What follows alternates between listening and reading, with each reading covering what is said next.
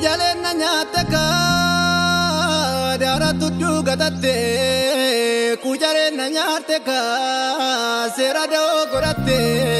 nanyatu ka bujale nanyartu ka kujaren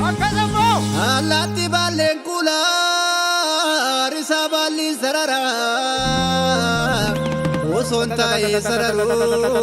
minjiran nasararte majjese badajena niriyan namararte niriyan kuramala maltum malana mala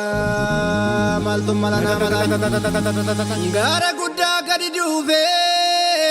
maltu tuba jalaka rorro dide mana marse maltu sarme jalata shawa farden dirrisise walla gae bokarsisa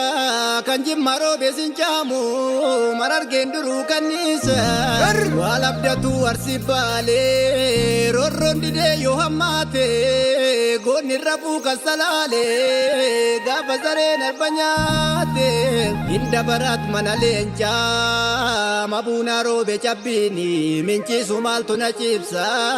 rabu dide ko kalbi orana nangalana kuji albuda tujisa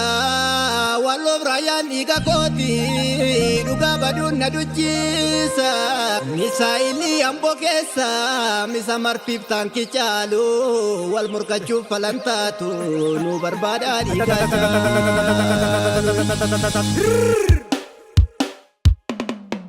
gantanjira chature tamni kenya duratu wali galanu fala lamiko yartu senanu batu durre mata guduru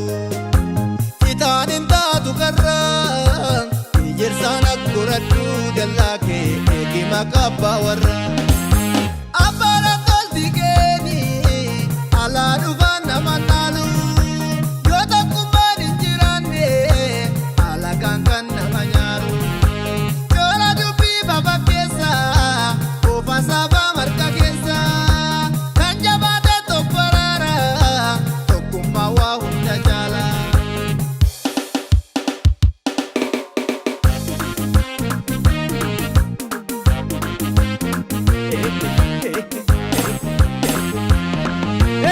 Oromiyambiya Kenya Oromumman dhiiga Kenya Adabdanga Kenya egu igatti kafalle benya Oromiyambiya Kenya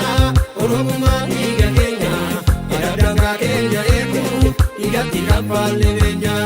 Oromiyambiya Kenya Oromumman dhiiga Kenya Adabdanga Kenya egu igatti kafalle benya Oromiyambiya Kenya Oromumman dhiiga Kenya Adabdanga Kenya egu igatti kafalle benya Kota mudisa zinara Oromo ko maltu nyara Lammi walabdana walo Ike pata dinaroro Duratu farda warana Gini nyara dobi jado Antu kame gonin jisu Jarana wal jalayana Lammi walabdana walo Ya Oromo ya lamiko Walabda juyona yona Gini nyara dobi jado Boka shakari rarobe Hare toko si balese Lammi walabdana walo Kutatan dukkana jora Dubiti wal jala gese Gini nyara dobi jado Nugotuma warra Kenya Adunya tana fakenya Jaba jabese nudabe Kota gofare sadabe Tokotane ya walengnu Kutaf ganda walinkonu Kanu koduta gamnomnu Ormigitu Kenya senu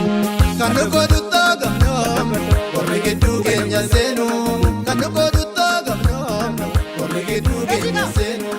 Kanu koduta gamnomnu Ormigitu Kenya senu Kanu koduta